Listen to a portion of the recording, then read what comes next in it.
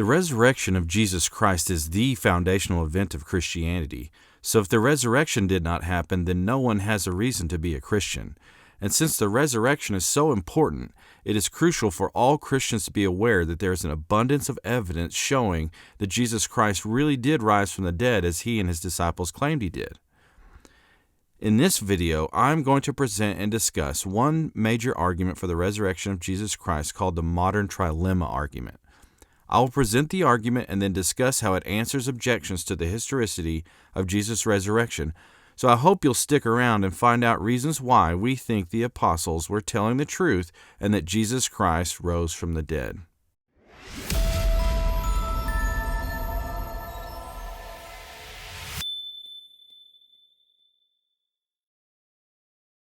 Welcome back, everyone. In this episode, we are finally going to cover in depth in one lecture just one argument for Jesus' resurrection. In the last episode, we talked about and surveyed 3 different arguments for Jesus' resurrection. And like I said in the last episode, in this episode, I am going to cover in depth one argument for Jesus' resurrection called the Modern Trilemma Argument.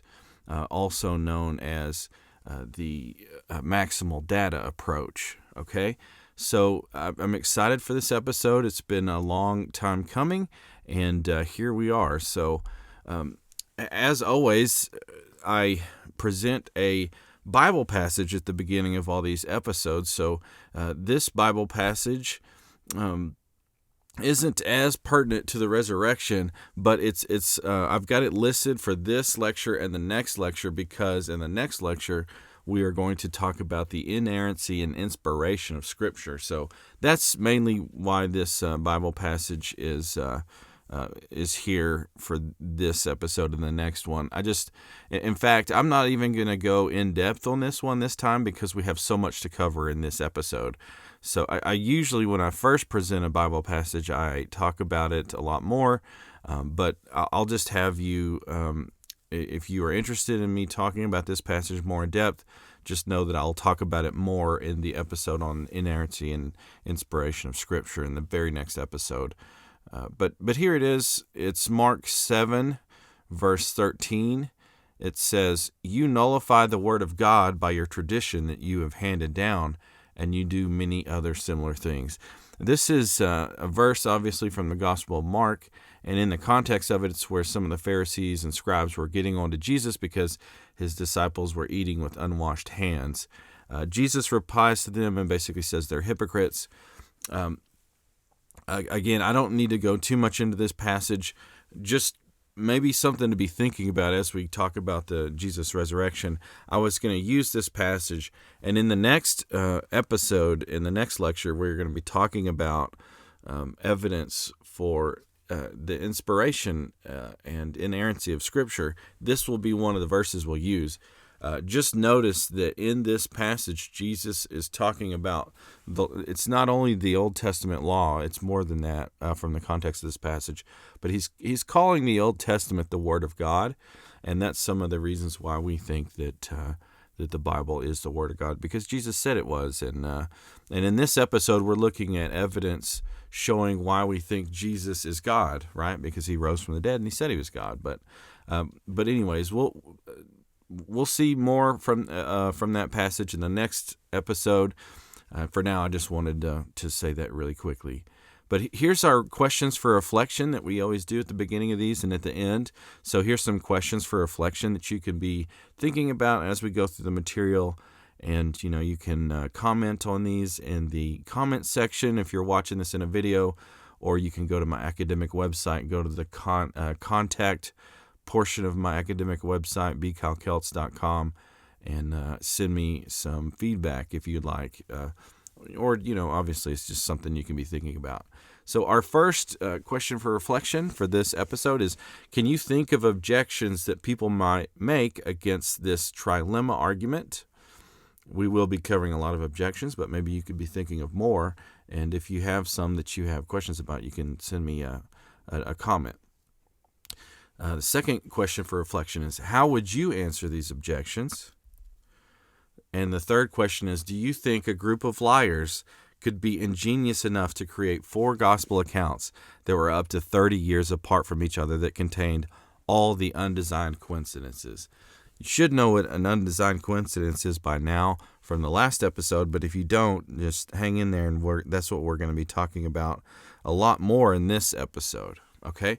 So, yeah, like we've already talked about in previous episodes, I wanted to spend this entire lecture on just this one trilemma argument for Jesus' resurrection.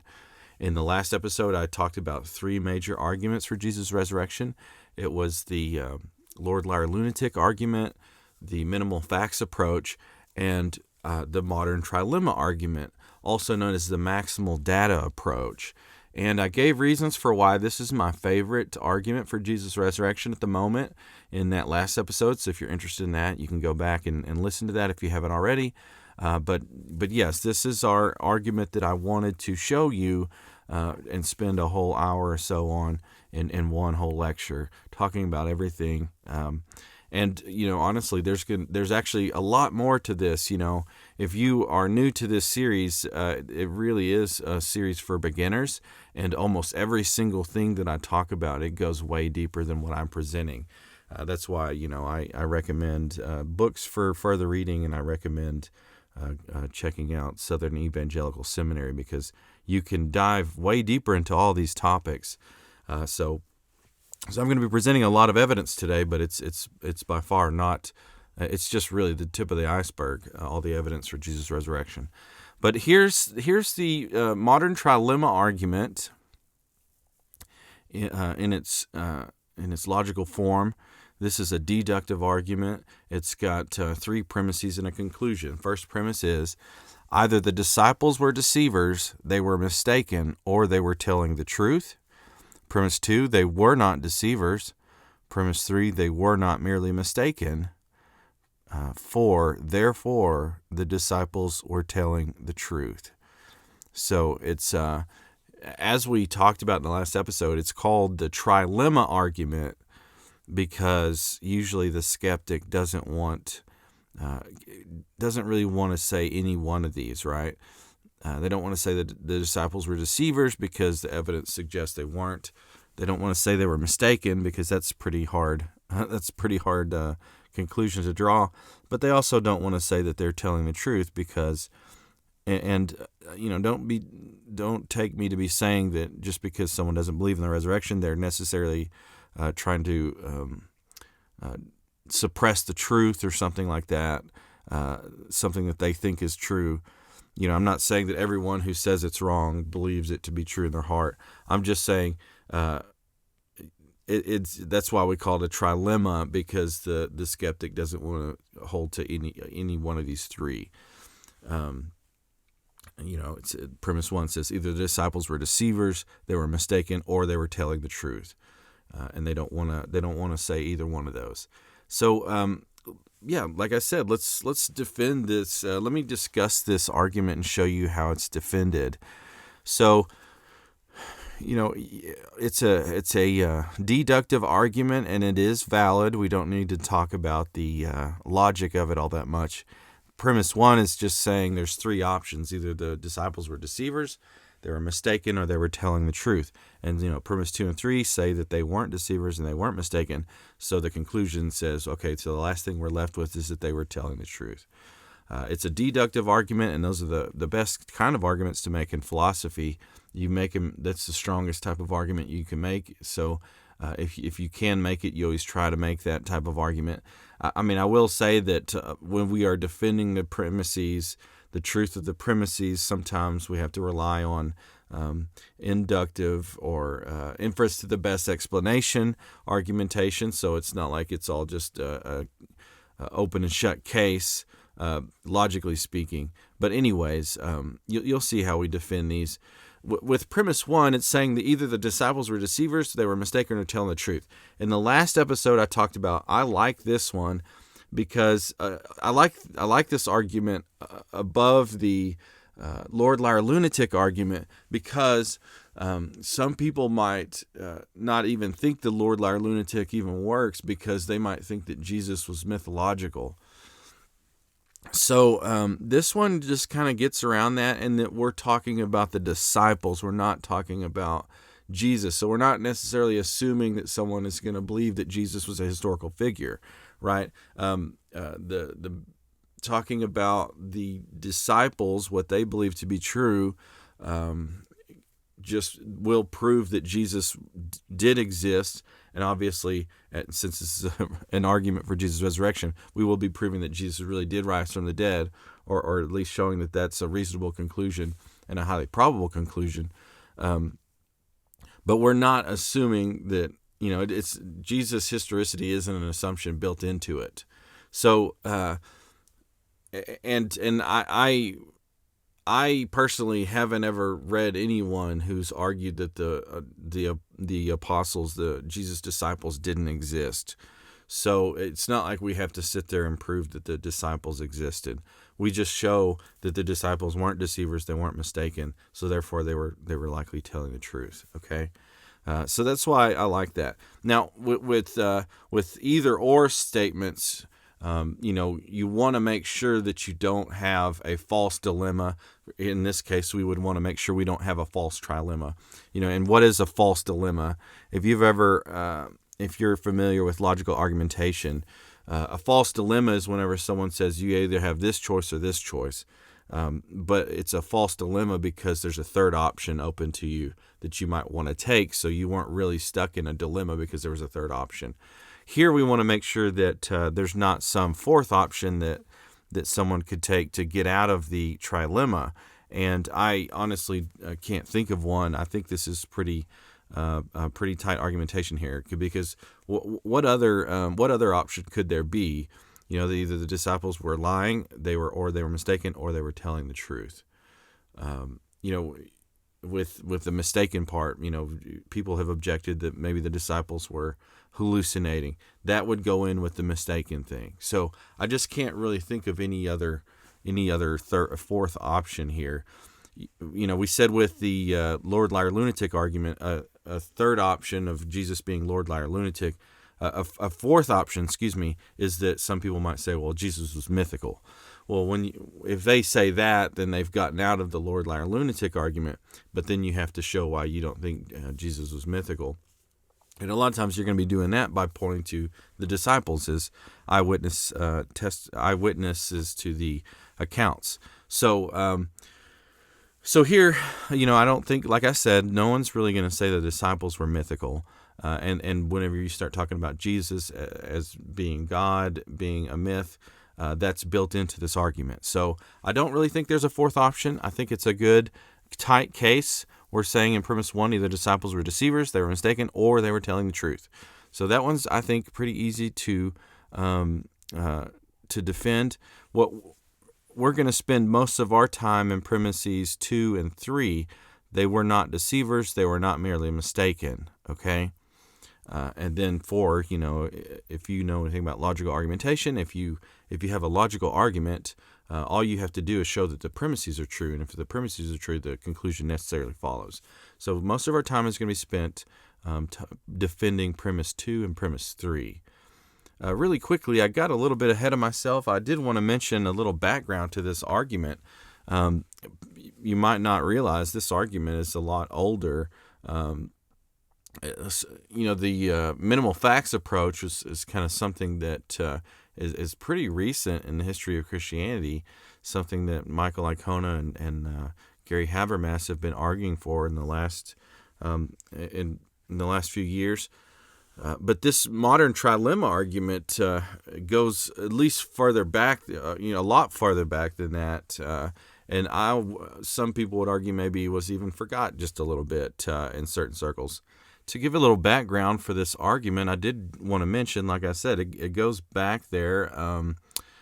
From what I've heard, this is how Christians have argued for the resurrection at least as far back as the 1800s, maybe even further. So this type of not the exact words that I have in the premises and conclusion, but this type of argumentation is used in William Paley's 1794 work, Evidences of Christianity. And if you know about that book, that was actually required reading at Cambridge University all the way up to the 1900s. So Everybody was studying something like this. Now, you might be asking yourself, why is it that these arguments for Jesus' resurrection are relatively recent? How come we don't see an argument for the historicity of Jesus' resurrection in Thomas Aquinas' works or Augustine or somebody like that? Now, some of these authors did talk about the resurrection happening. So I did want to mention that these types of arguments they're not as old as the philosophical arguments for God's existence, for example. And the reason why has to do with what we talked about when we started talking about the possibility of miracles. You'll hear me talk about this in those lectures, the possibility of miracles and historical knowledge. If you remember from those lectures, I talked about how modern historiography originated with the Renaissance that ended in the 1700s. So yeah, it might sound weird that arguments like this trilemma argument weren't being used earlier, but again, like I said in those earlier episodes, there wasn't as much widespread skepticism until the Renaissance and modern historical methods were established. So before then, before the Renaissance, most people took the historical truth of the resurrection on the authority of the church. So it wasn't there wasn't this widespread skepticism, and the methods of history that we know of them today weren't even established. So really, everyone just assumed, this was a historical event because that's what the church has been saying for the last hundreds and thousands of years. So, like I said, there wasn't as much skepticism. So, after the Renaissance, this is where we start to see historical arguments for Jesus' resurrection because the methods had been established and because there was a lot more need because of the widespread skepticism. Okay, but yeah, this is this. If you read A View of the Evidences of Christianity, like I said, that was required reading at Cambridge up until the 1900s. So everyone was well versed on this, and it's almost sad that this type of argumentation is almost kind of fallen out of the wayside, and not too many people are aware of it. There's also a few other apologists in history that made arguments similar to this. I don't have a slide for it. But other similar apologists using similar argumentation were Edmund Bennett. He lived from 1824 to 1898. He was the dean of the Boston University School of Law, and he wrote a book called The Four Gospels from a Lawyer's Standpoint. He used a similar argumentation to the Modern Trilemma Argument. There's John James Blunt, who lived from 1794 to 1855. He was an English Anglican priest, and he wrote a work called Undesigned Coincidences. So that's where a lot of some of the main portions of this argument will come from today.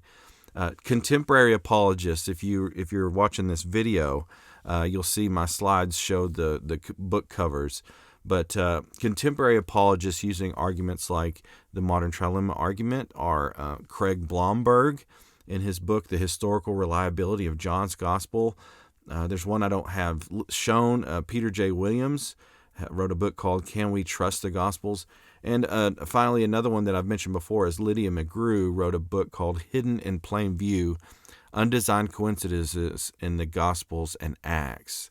So these are all, if you're interested in this type of argumentation, these are all sources that you can go to and get the really detailed defenses and discussions of it, okay?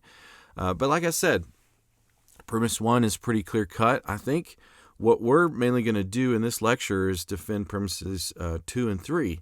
And if we can show that those are true, then the conclusion necessarily follows. And all we'll have left to do is just survey objections and show why objections, emphasize why all the objections to the historicity of the resurrection are false. Okay? So, like I said, jumped ahead of myself a little bit. Here's a slide showing our defense of premise 1. And my slide says a fourth option might be that the accounts are legendary, having accrued over the centuries, but we can address this under premise 2. Like I said, if someone wants to say, no, this isn't a trilemma because I think the accounts are legendary, well, that just falls under the disciples. It could kind of fall under them being deceivers or mistaken, but like I said, these are things that we're going to be answering while we're defending the premise 2 and 3. So we don't have to worry about that for now. Now, so let's look at premise 2 and how we would defend that. There's actually going to be a lot more ways to defend these. Like I said, we're just kind of showing you the tip of the iceberg. So and I can't, if I talked about every single piece of evidence, maybe you could make a whole series on that. I just wanted to talk about these 3 main factors that I would bring up myself whenever I'm trying to show that Jesus' disciples were not deceivers. They were not lying and trying to make this stuff up, okay? And 3 points I wanted to touch on are what's called the Jerusalem factor. The second point is embarrassing admissions in the Gospels. And the third is Paul was an enemy of the church, okay? If you are familiar with the minimal facts approach, you might recognize some of these major points. I think they are great points that can be placed in both arguments. It's just that the trilemma argument goes about it a different way, right? And I'll emphasize that difference from the minimal facts approach as we go along. So premise 2 says the disciples were not deceivers. Well, my first point that I like to talk about when talking about the disciples not lying is what we call the Jerusalem factor. I got this point from Habermas and Licona. They specifically talk about it in that book, The Case for the Resurrection of Jesus Christ. And what is the Jerusalem factor? This is the point where we emphasize that Christianity began, and especially in its first 100 years or so, it was mainly in Jerusalem. Now, why we talk about this under the they were not deceivers point is that let's imagine that the disciples were wanting to create a new religion because maybe they wanted money or power, right? Why else would you make a religion up if it's not true? Why else would you make up the religion? I'm guessing it's because you want money or power or fame or something like that. When we realize that Christianity got started in Jerusalem, this is actually a point that points to.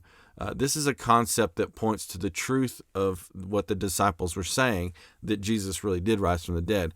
And the reason is because if you're going to make up a religion, especially Christianity, the last place you're going to want to make it up and try to sell it is in Jerusalem.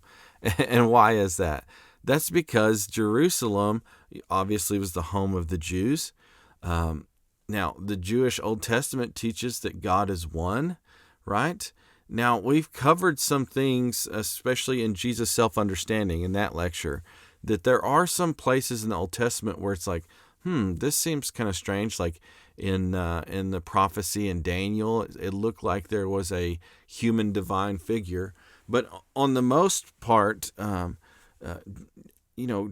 Jews from all the way going back to Moses and Abraham, they're very monotheistic, and as we see in the gospel accounts, if you claim to be God, if a human being claimed to be God, that was seen as blasphemy, and it was punishable by stoning, right? Stoning to death. So if you are just making up Christianity, the last place you want to make it up is in Jerusalem, the headquarters of Judaism, where you can get stoned to death for claiming to be God. A second factor with Jerusalem is that it was under Roman control. And obviously Christianity contradicts what the Roman polytheistic religions had to say. The Romans didn't really care all that much about the people that they governed, what they believed all that much, but they just wanted to keep the peace. So history shows that they just wanted to keep the peace. So because Christianity is causing so much trouble with Judaism, that was obviously a problem for the Romans. Not to mention it's insulting to the Romans with their polytheistic religion. But also later on, we see that Christianity started to grow so much around Rome that it became a problem, and Christians started getting persecuted. But the Jerusalem factor, the church getting started in this first 100 years or so, at least the first few decades, it was mainly in Jerusalem. If it was not true, why would they choose that? A third thing is that if so what we're saying is you definitely wouldn't want to start it in Jerusalem because you're going to get killed for doing so, right? And why start it in a place where you're going to get killed? Why not go start it somewhere else that would be a lot more friendly or receptive to it? They're starting it in the one place. I tell my students, it'd be like, let's say I wanted to start a new polytheistic religion. Would I like?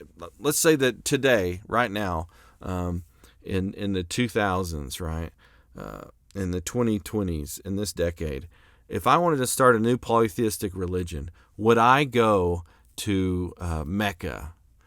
Would I go to some Muslim stronghold and proclaim to everybody that there's more than one God? No, that would be ridiculous, right? Because why? Because I'm probably going to get killed. And even if I don't get killed, no one's going to listen to a word I'm saying because they're so strongly monotheistic there, right? So it really doesn't make sense for the disciples to if they're making this up, it doesn't make sense for them to do it in Jerusalem. And another thing is, Jerusalem is where all the events were supposed to have taken place. So why? Also, if they were making this up, it would be really tough to do it. Not only is it hostile, like I just pointed out, but also this is the one place where everybody could have confirmed if it was a lie. They said it that Jesus appeared to hundreds of people. Well, if he didn't appear to hundreds of people, everyone would have been really skeptical of it because they would be like, well, you're saying he appeared to hundreds of people, but we can't find any of them, so we kind of don't believe it's true. They also claim that the tomb was empty. If it really wasn't empty, they could just go confirm that it wasn't empty and that he was still in his tomb, like they said, he came out of it. So they're starting Christianity in one of the worst places they could have done because it's hostile with the Jews and the Romans, and two, it's the one place where everybody could confirm whether it's true or not. So this is where Christianity is getting started, and also history shows that Christians were getting persecuted. So this is just a bad place to start Christianity, the one place where you don't want to start it if you're making it up. But seeing that, this really to me is evidence that they weren't deceiving. They were telling the truth, because why would you do so otherwise, especially in Jerusalem? But in the last episode, I showed you some extra biblical sources outside of the New Testament documents, right? That there is evidence showing that that this really did happen, and Christians really were persecuted for it. If you remember, I showed you a source from Tacitus, who was a senator and historian of the Roman Empire. He lived from around AD 55 to 120. In his annals, he wrote, quote, "Consequently, to get rid of the report, Nero fastened the guilt and inflicted the most exquisite tortures on a class hated for their abominations called Christians. Christus, from whom the name had its origin, suffered the extreme penalty during the reign of Tiberius at the hands of one of our procurators, Pontius Pilate. And a most mischievous superstition, thus checked for the moment, again broke out not only in Judea, the first source of evil, but even in Rome, where all things hideous and shameful from every part of the world find their center and become popular." Tacitus is telling us that Christianity got started in Judea, and that it mentions Jesus suffering the extreme penalty, which we know is crucifixion. And this is extra biblical evidence outside the Bible, talking about the things that we're talking about here, that Christianity got started in Israel, in Jerusalem, and and that Christians were persecuted for it. So yeah, again, that Jerusalem factor just goes to show that unless they were just completely insane, which we don't think they were, how could you organize a church if you were just completely crazy? They seem to be telling the truth, because if they were making this up, they would have chose a better, more convenient place where people couldn't confirm that they were lying and where people wouldn't kill them. So, and I also wanted to mention that Josephus quote that we used last time. If you remember, in one of the previous lectures, I talked about Josephus.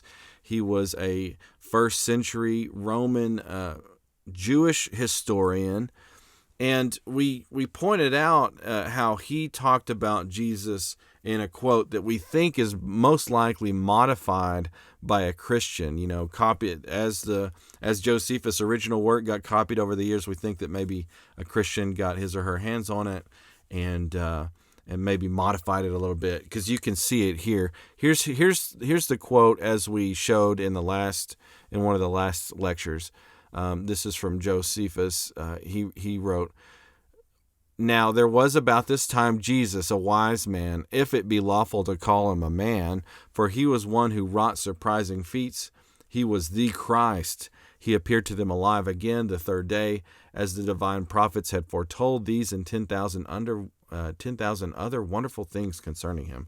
Now, that obviously seems to be biased towards Christianity, and we don't think that a Roman Jewish historian who wasn't a Christian would write something like that, okay? But the good news is, for Christians anyways, is that we've found other versions of it. And the quote, as I have listed on my slide here, actually comes from an Arabic manuscript. So over the years, we think, eventually someone translated Josephus into Arabic, and we don't think that a Christian got their hands on this version of it. And this one seems to be very reasonably probably what Josephus actually wrote in the original version. I don't want to lie and say this isn't controversial, but this seems to me to be pretty reasonably what Josephus wrote. Even if all we had was the modified quote that says that Jesus is the Christ, which very likely Josephus would not say that. Even if this was the only quote, it's still evidence that Josephus did write something about Jesus. But this Arabic version, I think is, well, I'll read it and just show you how it seems to really be probably what Josephus actually wrote.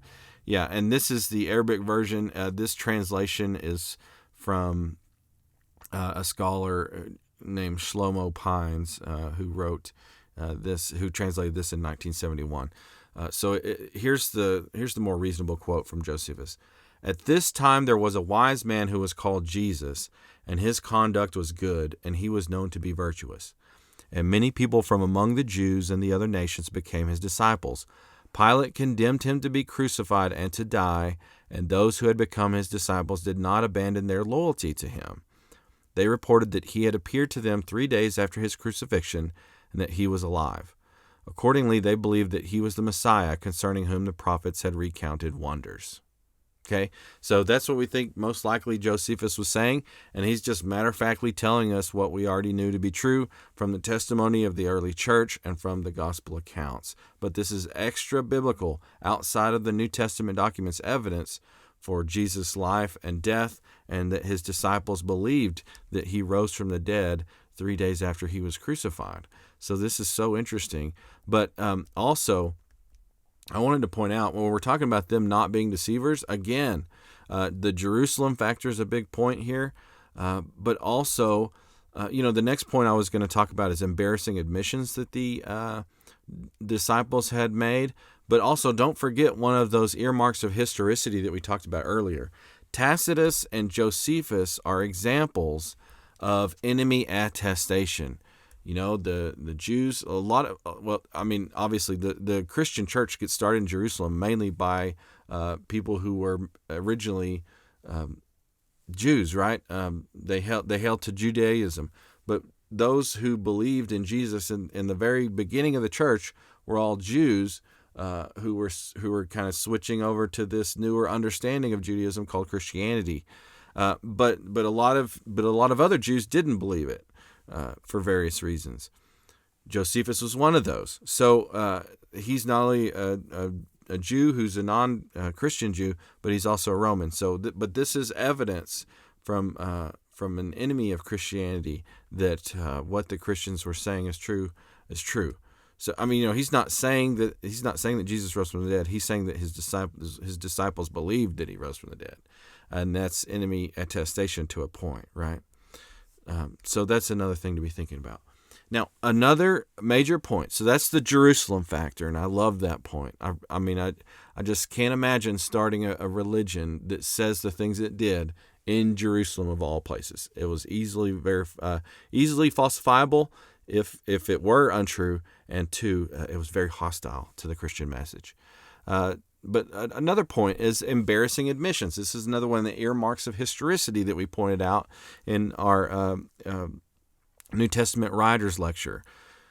The gospel writers made so many embarrassing admissions, not only in relation to themselves, but also in relation to what Jesus was saying, that we think that these just doesn't seem to be them making things up. Because if you're making up your own religion for fame or money or power, you wouldn't admit these things. It wouldn't be admission because supposedly it never happened, right? But you wouldn't just make these things up. You either wouldn't make them up or you wouldn't admit it, right? And three major concepts I wanted to touch on this embarrassing admissions in the Gospels point is that the Gospel writers were portrayed as confused cowards, at least before Jesus rose from the dead in the stories. Jesus was often portrayed in a bad light, and the Gospel writers said women were the first to see the empty tomb. Well, I'll show you examples of all these and show you why it doesn't seem like they would have made these things up. So our first point, the Gospel writers portrayed the disciples as confused cowards. And one example is Matthew 8, verses 24 through 25. It says, "Suddenly a violent storm arose on the sea so that the boat was being swamped by the waves. But he was sleeping," talking about Jesus. "So the disciples came and woke him up, saying, 'Lord, save us, we're going to die.'" That's an example where, and if you know that story, you see Jesus calms the storm. But it's an example where if the disciples really did believe that Jesus was God or divine in some way, they should have known that he could have easily stopped the storm or saved them in some way, whether he stopped the storm or not. But they're scared. They think that they're in the boat with Jesus, and they think they're all going to die. So that's really it's really a embarrassing admission, right? In Matthew 14, verse 26, it says, "When the disciples saw him walking on the sea, they were terrified. 'It's a ghost,' they said, and cried out in fear." They see Jesus walking on the sea, and they don't believe that he has the power or God has empowered him to do this. Their only explanation in their minds at this point is that he's a ghost. Maybe he died and it's his spirit appearing to them walking on the water. So that's a pretty embarrassing admission, right? If you want to be the leader of the religion you just made up, you don't want to make up stories like this that make you look like you didn't understand what Jesus was saying or that you didn't believe that what he was saying, right? Here's another example. Matthew 26, verses 55 through 56. It says, "At that time, Jesus said to the crowds, 'Have you come out with swords and clubs as if I were a criminal to capture me? Every day I used to sit teaching in the temple complex, and you didn't arrest me. But all this has happened so that the prophetic scriptures will be fulfilled.' Then all the disciples deserted him and ran away." So here is an embarrassing admission where Matthew is admitting that him and all the other disciples abandoned Jesus after he was taken captive by the Romans. If I'm going to create a religion, I would probably want to paint myself in a lot better light than saying that I was someone who followed Jesus, loved Jesus, thought that he was the Messiah, and then he gets captured by the Romans, and immediately I just straight up abandon him. I don't try to stay at his side or fight for him or anything. I just run away. So that's a pretty embarrassing admission, I would say. Matthew 26, verses 74 through 75 says, "Then he started to curse and to swear with an oath, 'I do not know the man.' Immediately a rooster crowed, and Peter remembered the words Jesus had spoken, 'Before the rooster crows, you will deny me 3 times.' And he went outside and wept bitterly." That's even worse than running away and abandoning Jesus. Here in Matthew 26, we see that Peter denied Jesus straight to his face, actually. I think if you read all of the stories throughout the Gospels, in that instance, Jesus actually, Jesus is there when he does it. So the disciples admitted that Peter, one of the most outspoken disciples for Jesus, proclaimed in Jesus' face that he didn't even know who Jesus was after he was captured. So pretty embarrassing things, right? But there's more to it than that, right? The Gospels portrayed the disciples as confused cowards, right? We've looked at some of these before. But here's just a summary on one of my slides that show all these concepts. So one of the original 12 disciples betrayed Jesus. This is another thing that I think is embarrassing. Mark 14 verses 32 through 50 talk about how one of Jesus' disciples betrayed him. This is a point that Doug Groothuis makes in his book Christian Apologetics around page 551. He talks about several of these, and that's where I'm getting these points. But just without going in and actually reading the verses, just a handful of other points about how the gospel writers were portrayed as confused cowards. So Judas, one of the original 12 disciples, betrayed Jesus. You see that in Mark 14, verses 32 through 50, and in other Gospels. Jesus' disciples failed to pray shortly before Jesus was arrested. Only John showed up to see Jesus on the cross after all of his disciples left him and abandoned him. And many of the male disciples didn't even believe Jesus rose from the dead after he appeared to some of the women and even appeared to other of the men. There were still apostles like Thomas who didn't even believe them even after it had already happened. So again, these are just things that it doesn't seem like you would make up if you were trying to make yourself the leader, one of the major leaders of a new religion. A second point, like we said, is Jesus was often portrayed in a bad light. If you want to make up a new religion, probably you want to make it easy for people to leave their old religion and start adhering to your religion, right? Well, this isn't the case with a lot of things that they said about Jesus. And we talked about these in earlier in another lecture as well, but I wanted to reemphasize these. And you see that 551 is a reference to Doug Groothuis' book, Christian Apologetics. Well, one point that he makes is that Jews who were executed were thought to be cursed. I've got a slide for this, and you can see it in Deuteronomy chapter 21, verses 22 through 23. That says, starting in verse 22, "If anyone is found guilty of an offense deserving the death penalty and is executed, and you hang his body on a tree, you are not to leave his corpse on the tree overnight, but are to bury him that day. For anyone hung on a tree is under God's curse. You must not defile the land the Lord your God is giving you as an inheritance." And this is confirmed in Galatians 3, verse 13, which says, "Christ redeemed us from the curse of the law by becoming a curse for us, because it is written, 'Cursed is everyone who is hung on a tree.'"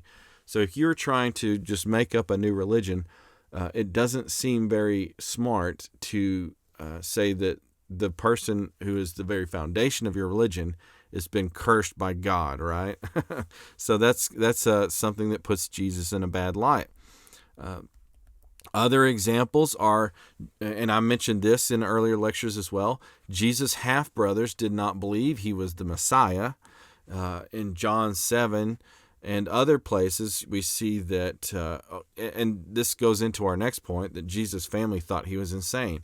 In John 7, I think that's the passage where Jesus' brothers are making fun of him and saying if he really is the Messiah, then he needs to start doing all sorts of miracles. In other places, we see that, like Mark 3, verses 21 and 31, we see that Jesus' family thought he was crazy. They were trying to go get him and say, look, you need to quit telling all these people these things that you're not. So, again, more embarrassing admissions that don't seem to be things that you would make up if you were creating a religion out of nowhere. Now, here's another point. I think this is the last of our embarrassing admissions portion.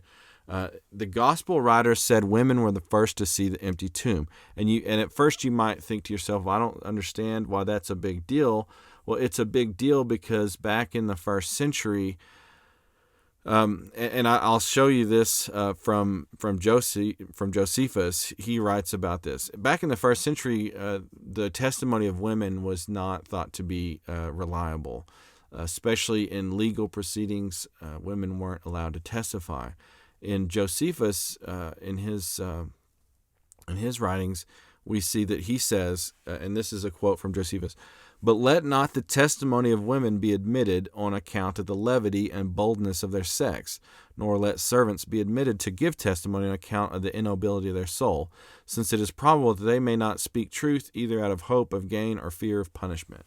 So from what I understand, in the first century, a woman's testimony was about as good as a criminal or a servant's testimony. They weren't allowed to be admitted in court. They just weren't thought to be trustworthy. The disciples claimed that women were the first to see Jesus risen. And this is not something that if they were making this up in the first century, that would have not been a smart move to base the first sightings of Jesus on the testimony of women, because like I just showed you, women's testimony was viewed as a bad thing, or not a good thing, at least, not trustworthy. So this seems to be another reason why we think that they were just telling the events how they happen. It's not convenient for them to portray Jesus like that. It's not convenient for them to admit the things that they did and said. It's not convenient for them that women were the first ones to see Jesus, but they're just telling it like it happens. If you were making this up in the first century, you wouldn't be making these things up, is what we're saying. And then they were not deceivers. I just like to point out something that we've already talked about in the last one, especially in the last lecture, especially when I was talking about the minimal facts approach. It's so important to emphasize the logical implications for Paul and James, the brother of Jesus.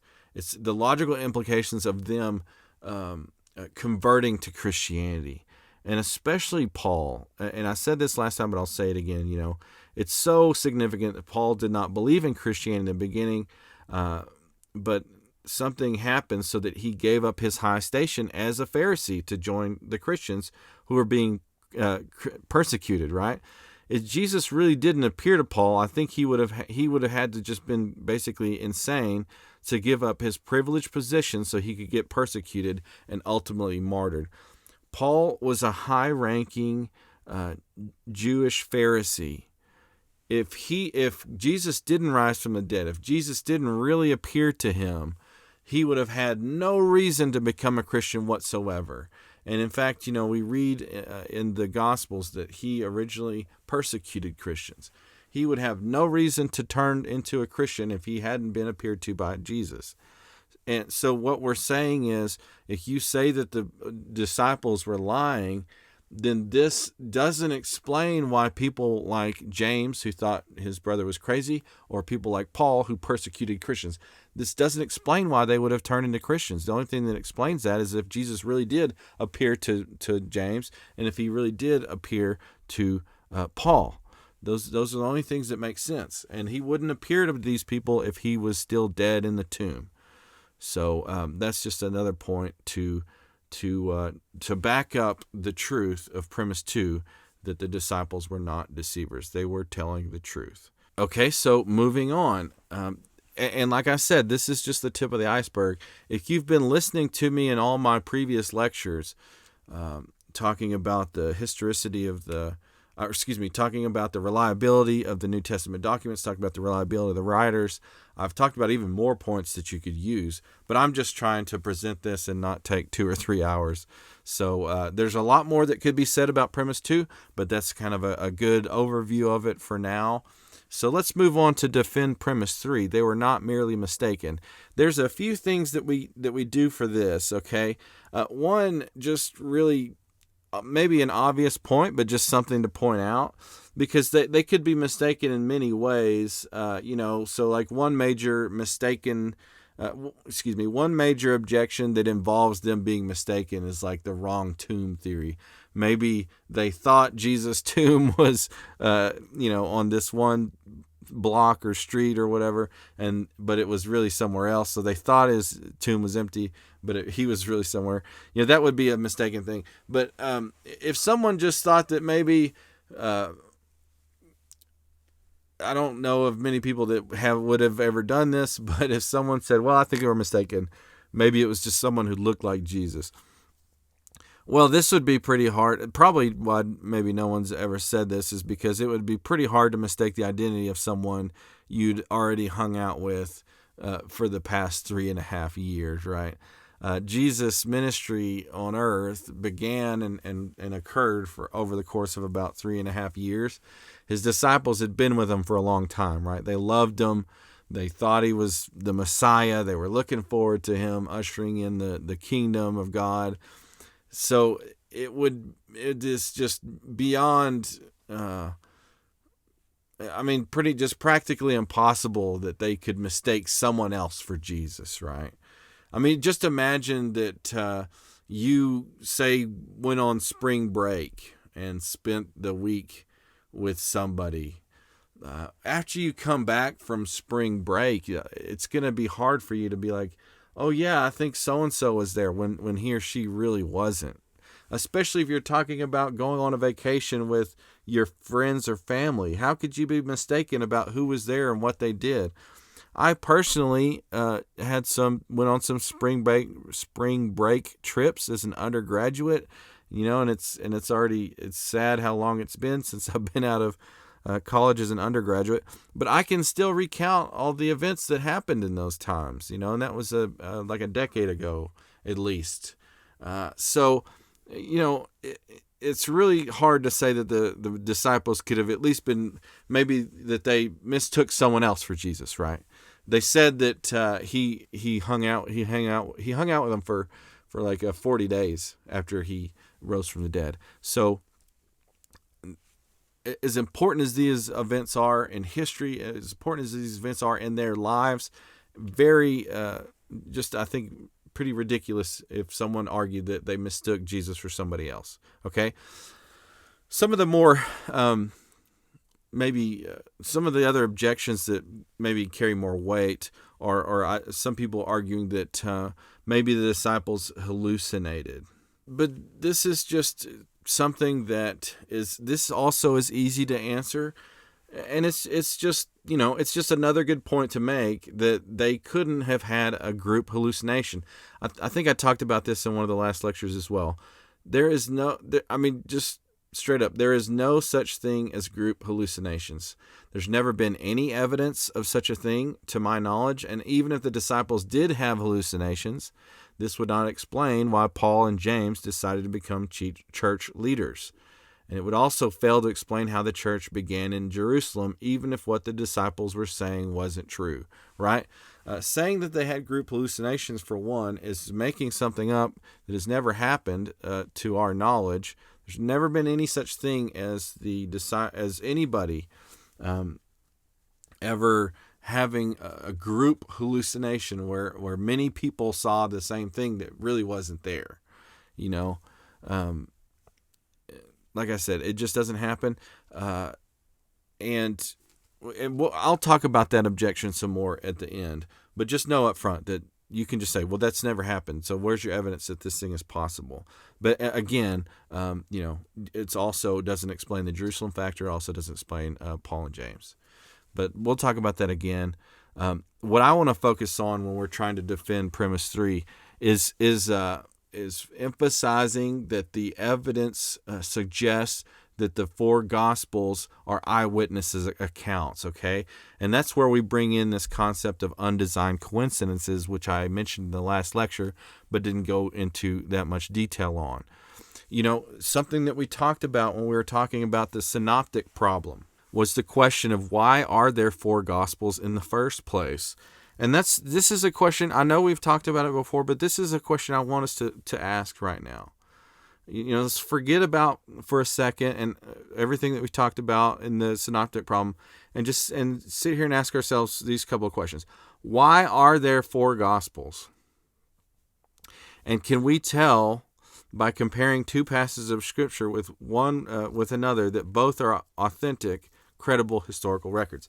That's what I want. That's the questions I want to ask right now, and that's what we're going to be going on. That's what we're going to use this concept of undesigned coincidences to help us, okay?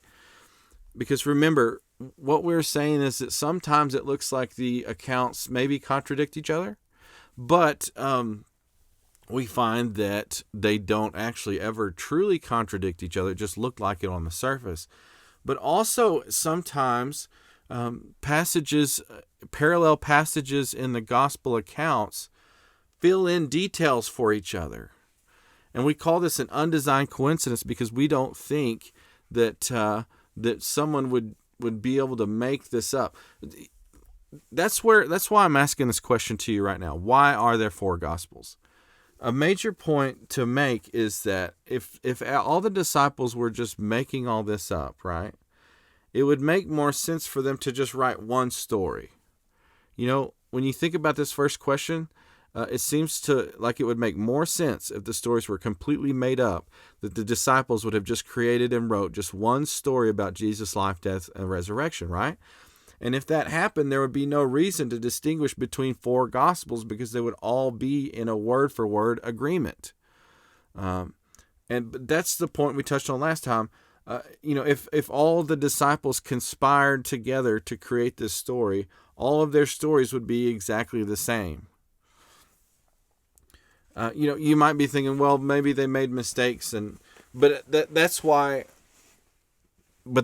this concept of undesigned coincidences is so powerful. Let me show you a handful of examples showing you what we're talking about. So really quickly, I don't think I defined this last time. I get this definition of undesigned coincidences from Lydia McGrew's work, Hidden in Plain View, Undesigned Coincidences in the Gospels and Acts.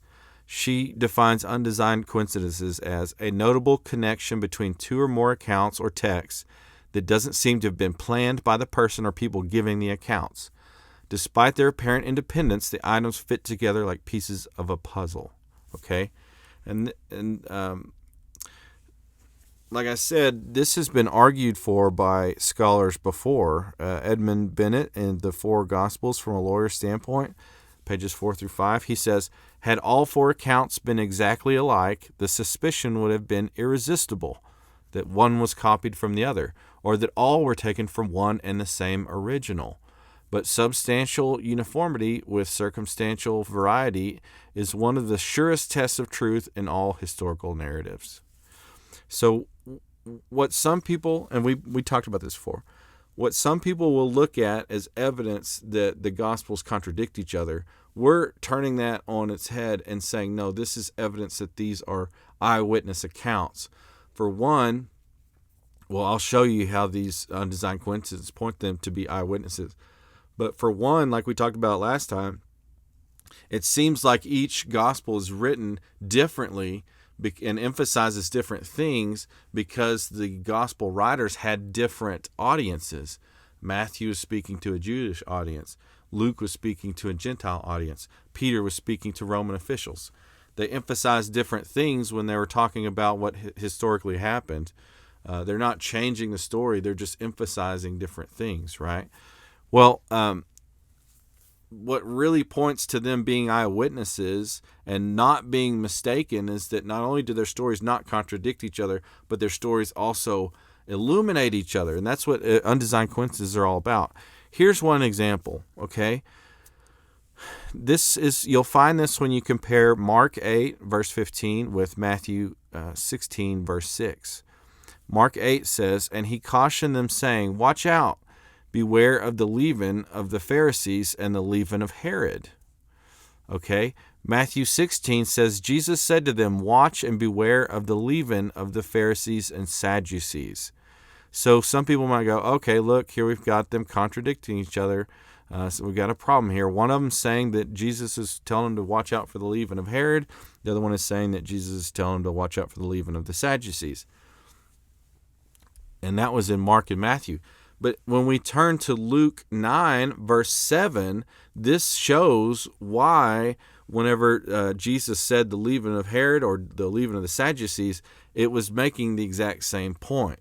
So let's look at Luke 9, verse 7. It says, now Herod the Tetrarch heard about all that was happening, and he was perplexed, because it was said by some that John had been raised from the dead, by some that Elijah had appeared, and by others that one of the prophets of old had risen.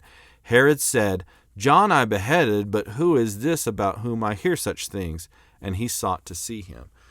So this passage tells us that some people thought that Jesus was John who had been raised from the dead.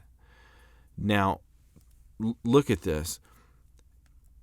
Herod is saying that he beheaded John, so it couldn't be him.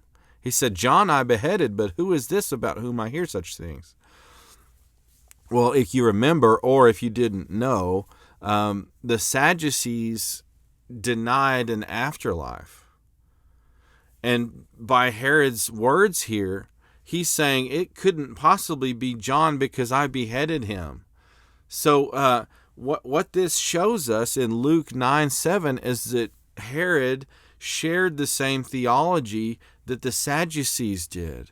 So it actually isn't a contradiction, and it explains the slight difference in what Matthew and Mark said. The leaven of Herod is the same thing as the leaven of the Sadducees, because they're both a shared theology in that they both deny the afterlife. Does that make sense? So this is just an example where you read a different account and it informs you as to why there was a difference in the gospel in some other places in the Gospels.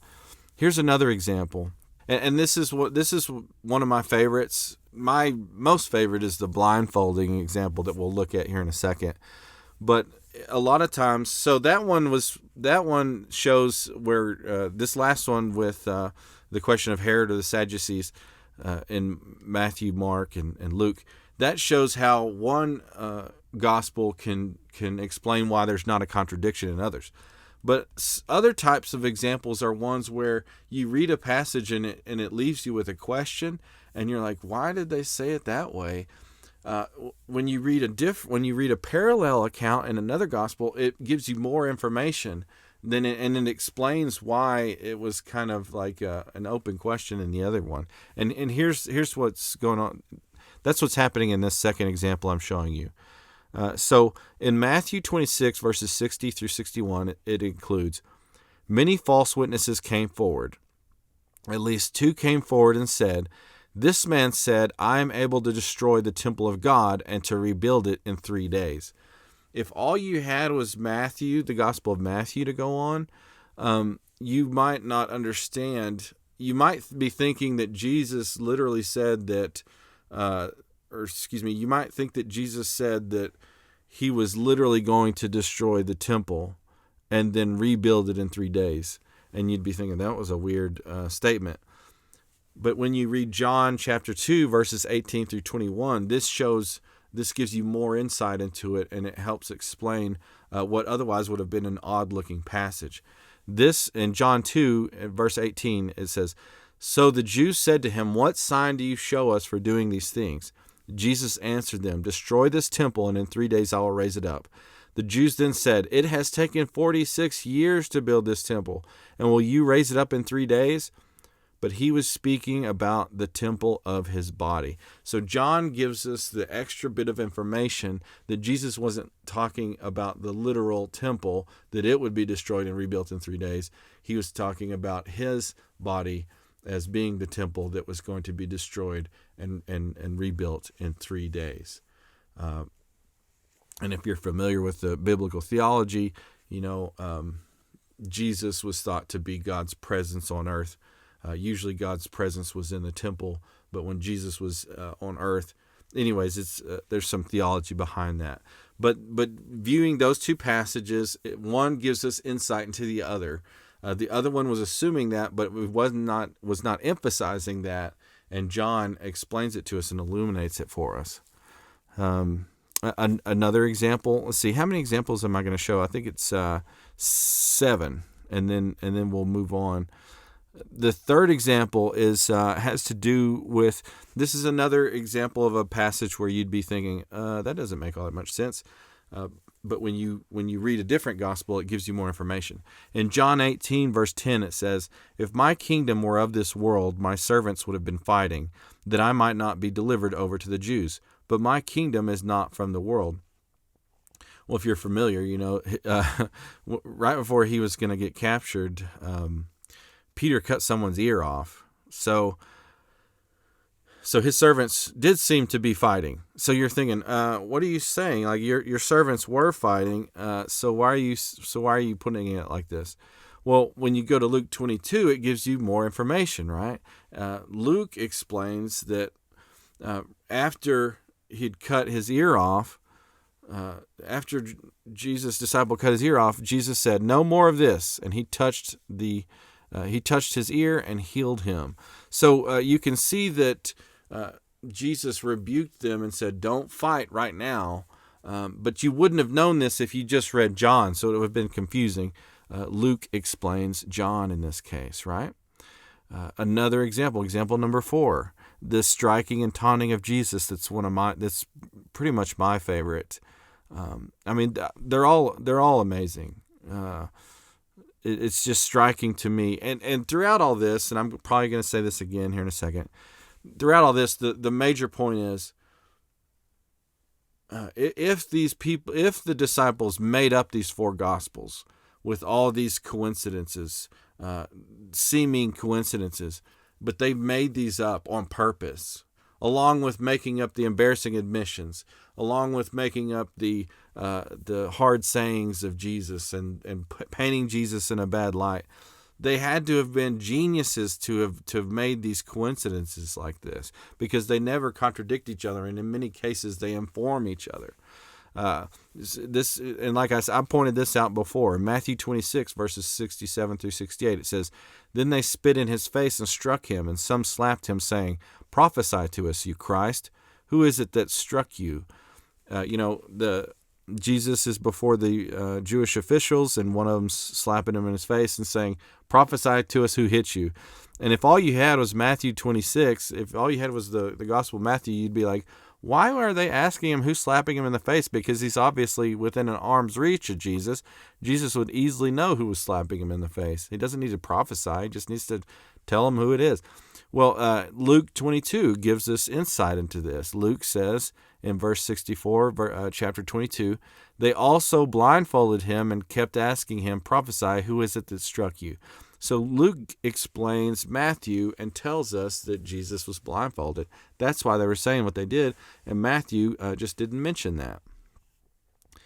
Another passage that, I don't know, this isn't necessarily something that just strikes me when I've read through Matthew, but Matthew 8, verses 14 through 16 says, "And when Jesus entered Peter's house, he saw his mother-in-law lying sick with a fever.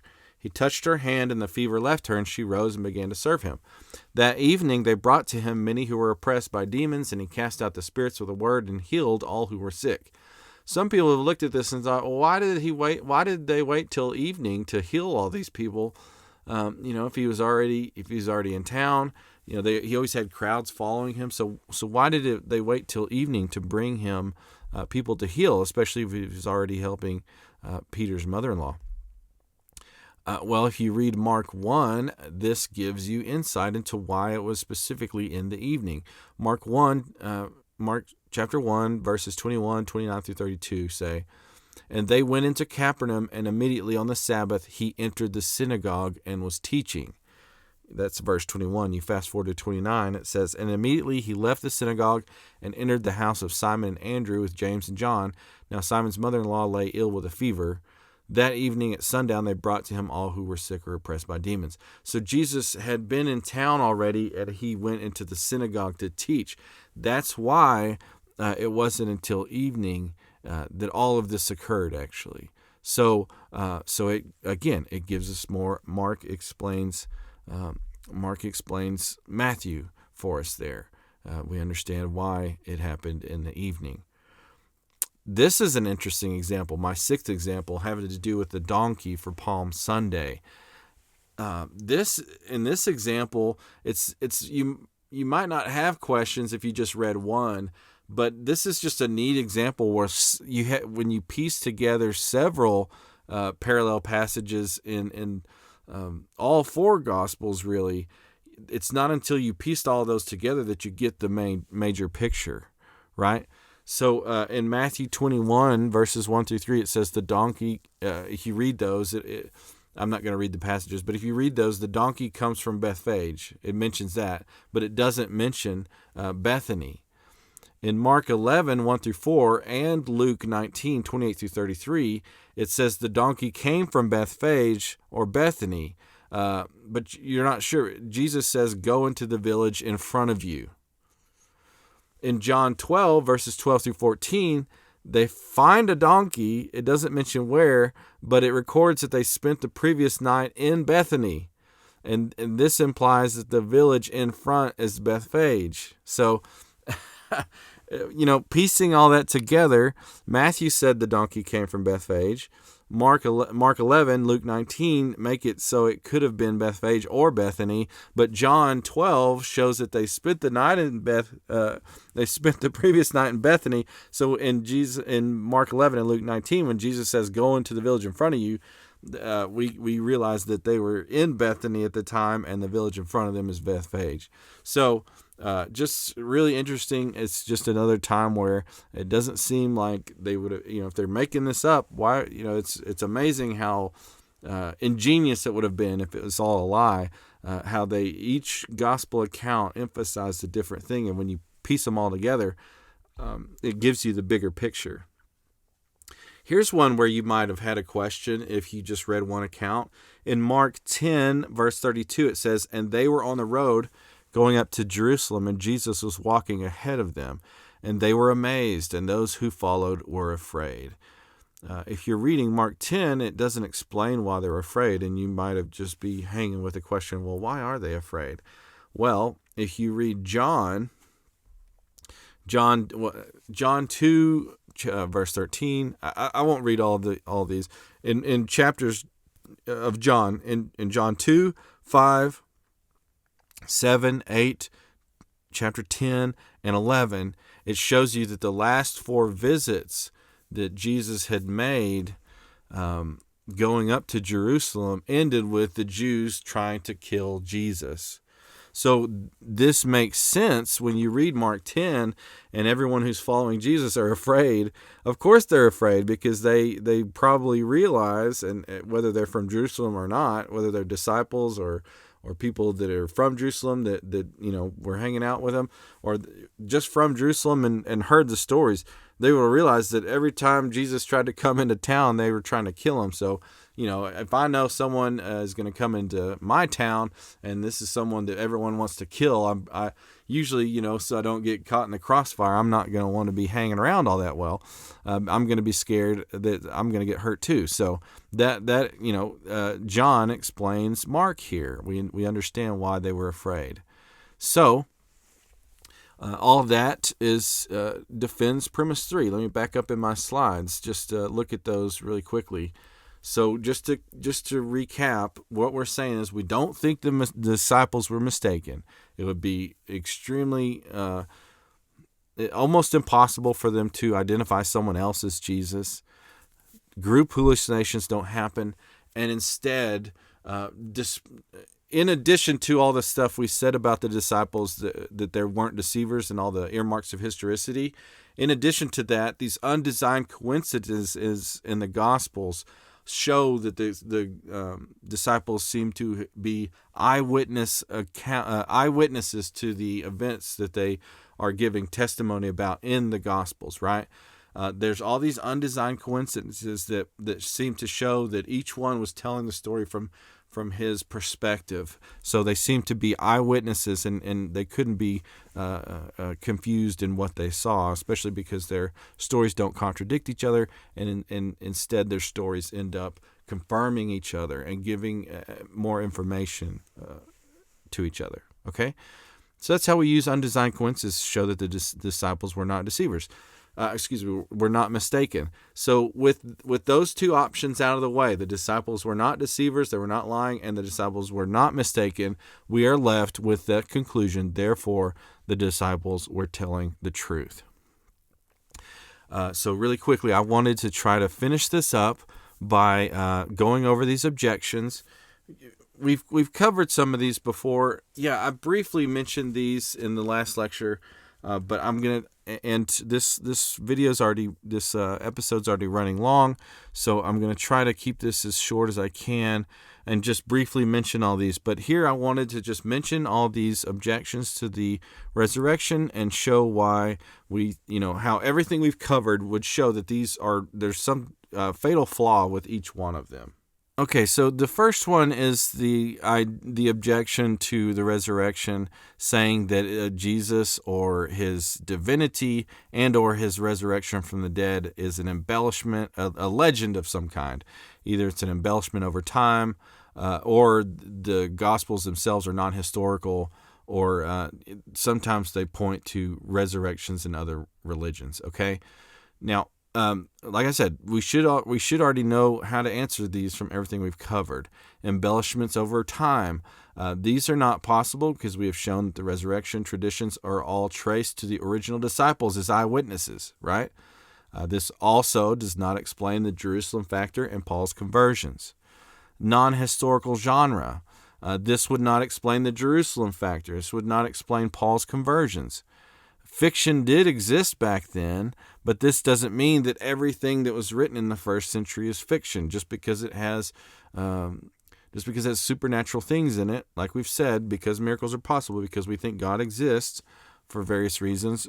We think that just because someone writes about a supernatural thing doesn't mean they're making it up, right? Fiction did exist back then, but it's hard to understand why early Christians would go to their deaths for a fictional story.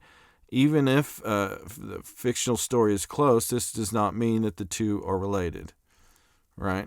Like I said, if the Gospels were written in a non-historical genre, if they were fictional, this wouldn't explain the Jerusalem factor. It wouldn't explain Paul and James' conversions. Some people have pointed out that there's resurrections in other religions. I could give you a whole lecture on this in itself. There's other religions in the ancient world that have to do with people coming back from the dead, but just to let you know on the surface, none of these parallel what is taught in Christianity. There's Osiris, if you know who that is the only resurrection account that predates Christianity. Yeah, there's all these mystery religions around the first. Well, actually, the mystery religions weren't really around in the first century. They're a lot later. The mystery religions that you hear about that talk about things that kind of parallel Christianity, most of those arose in the 2nd, 3rd, 4th centuries. So they weren't even around really. But there was a religion with, I think it's Egyptian mythology. Osiris comes back from the dead. However, Osiris in the Egyptian mythology does not include a bodily resurrection, by the way. Osiris' body had been torn into 14 pieces, and he was brought back from the dead to become the ruler of the underworld. So that does not parallel Christianity in any way. So it's hard to say that evolved into Jesus. But again, the Jerusalem factor, the empty tomb, James and Paul's conversions, the legend objection doesn't answer those things. But just so you know, like I said, Osiris is the only major account that exists before Christianity. but it is not a true parallel to resurrection. So it's not like they would borrow that to turn it into Christianity. All other accounts of resurrection have zero evidence to show that they predate Christianity. And like we said, this ignores the internal evidence for the eyewitness nature of the Gospels and also violates Paul's conversion and the Jerusalem factor. Fraud theory. Some people have argued that maybe the disciples stole the body and made everything up. Some people argue that maybe someone else stole the body. And some people, I think we might have mentioned this before, suicide bomber objection. So I'll talk about all three of these. Fraud 1, and this, I get that term from Gary Habermas and Michael Icona's evidence, the case for the resurrection of Jesus. They call the disciples stole the body as fraud 1 theory. But the disciples stealing the body, this would not explain the disciples' transformation after they claimed to have seen Jesus, right?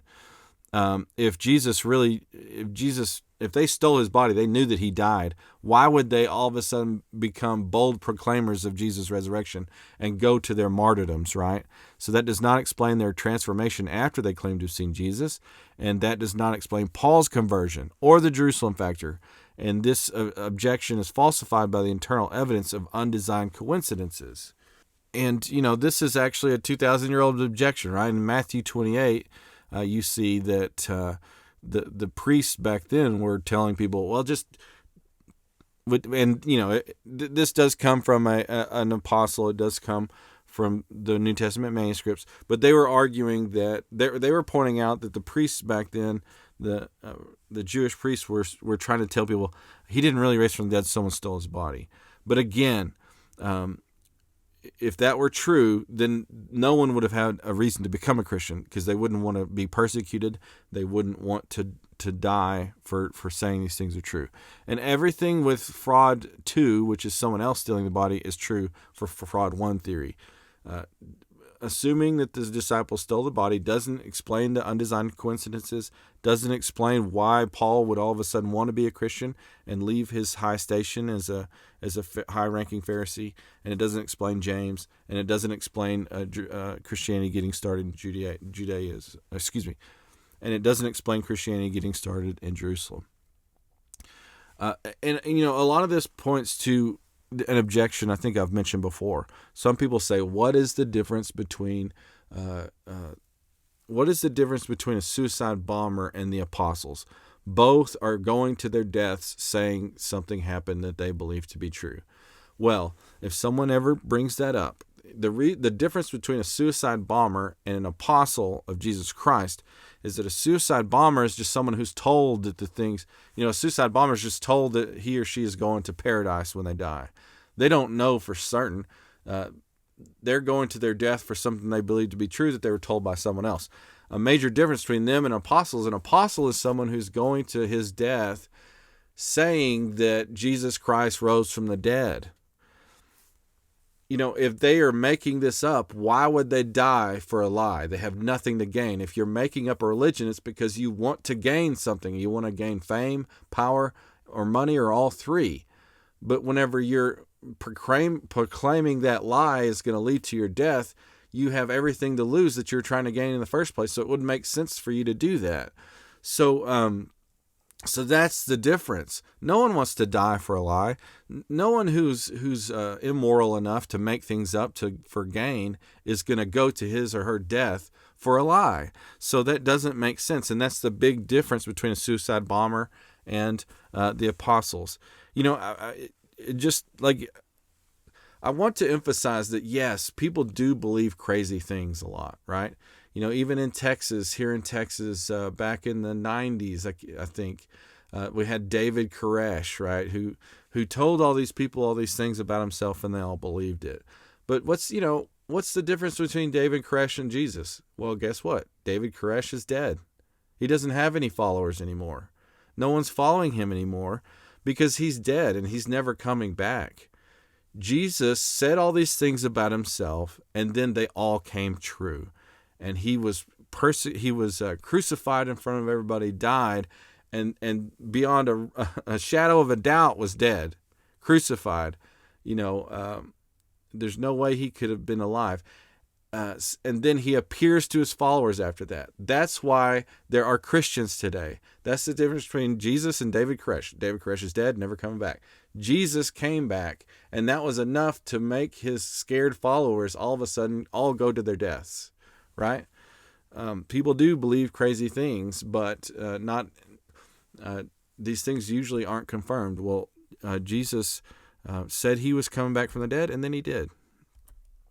So anyways, wrong tomb theory. I've mentioned this before. Wrong tomb theory is where people argue that maybe the disciples were mistaken about the location of the tomb. But, the thing with this is that Jesus was buried in Joseph of Arimathea's tomb, right? You see in John 19, Joseph, who was a disciple of Jesus, asked Pilate that he take Jesus' body, and Pilate gave him permission. And then Nicodemus also came and brought a mixture of myrrh and aloes. Then they took Jesus' body and wrapped it in linen cloths with the aromatic spices, according to the burial custom of the Jews. And then they placed Jesus' body in a garden, and the tomb was in the garden. No one had been placed in it yet. They placed Jesus there because of Jewish preparation, since the tomb was nearby. The thing is, Joseph of Arimathea was the modern-day equivalent of a senator or a congressman. His tomb would not have been obscure, and everyone should have known where it was. Not to mention, John, the eyewitness of Jesus' crucifixion, death, and burial, reported that he knew where it was, like I just mentioned in John, from John 19. So, it's like saying that people could be mistaken about where the tomb of some modern-day senator or congressman was. No one's gonna. It was really nice, and it was a prominent figure. So no one's gonna get the tomb wrong, especially with something this important. And again, wrong tomb theory would also be falsified by the if we're saying it's the wrong tomb, we're saying they're mistaken. So this would also be falsified by the internal evidence for undesigned coincidences, right? It wouldn't explain James' conversion. It wouldn't explain Paul's conversion. So again, it doesn't make any sense. Apparent death theory. This is the idea that maybe Jesus looked like he died, but either swooned his death, pretended to die, or he just looked dead and then woke up later.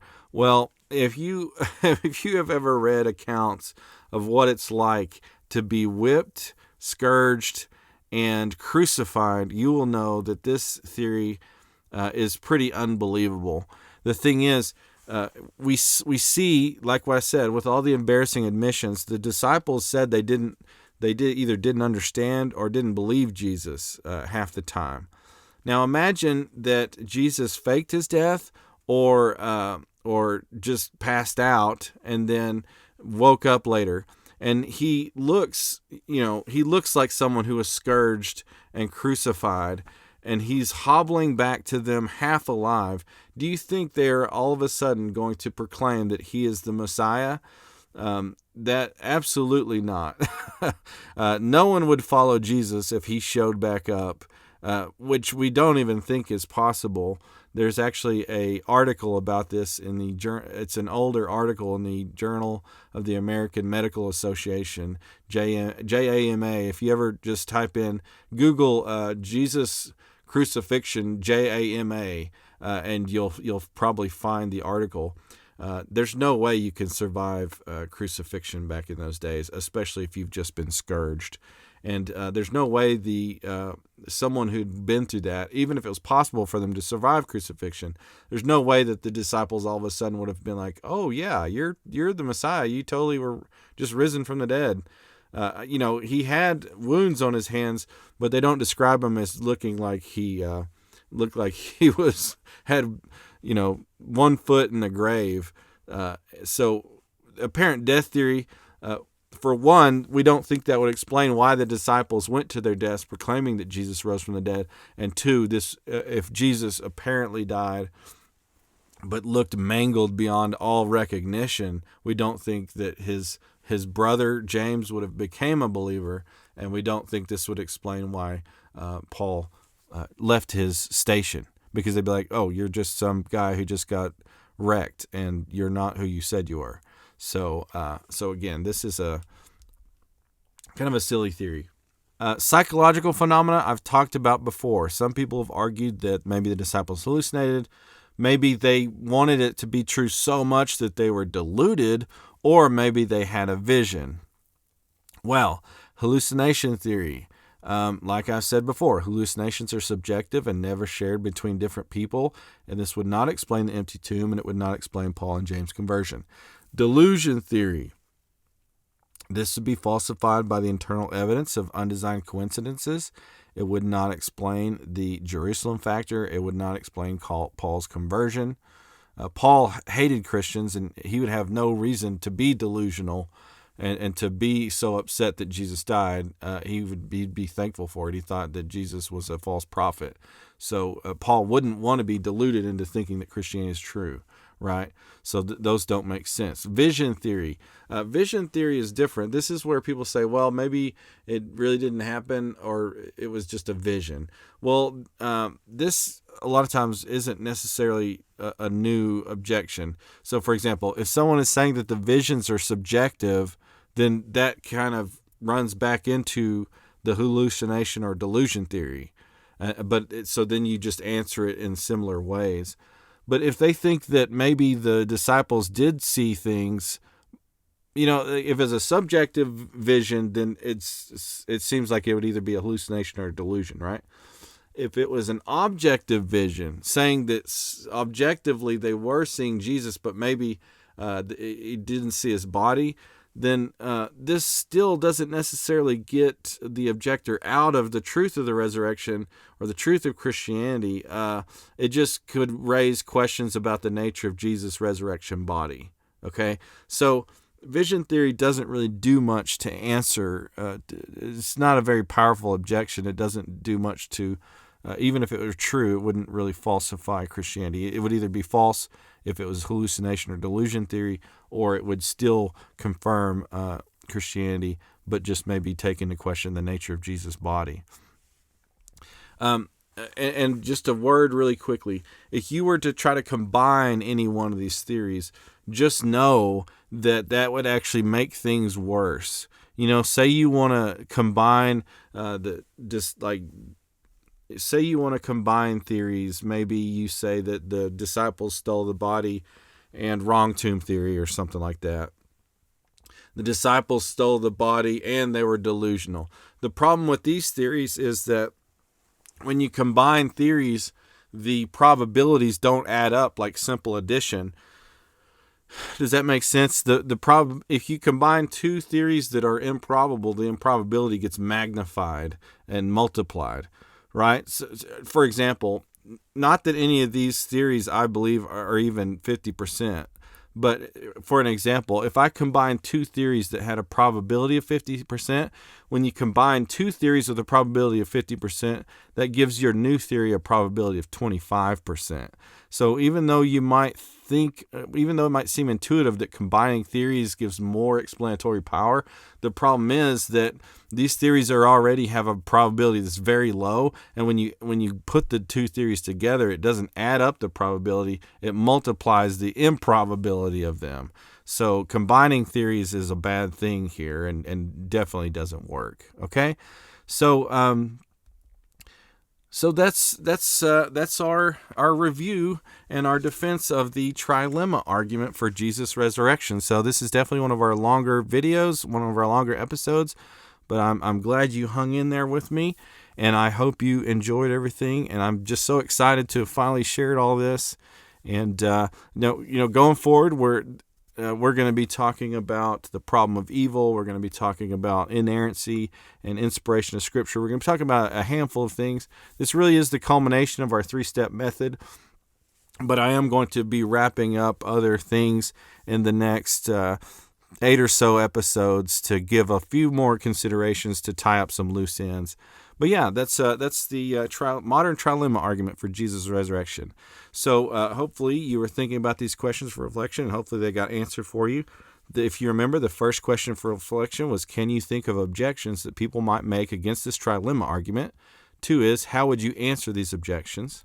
3 is, do you think a group of liars could be ingenious enough to create 4 gospel accounts that were up to 30 years apart from each other that contained all these undesigned coincidences?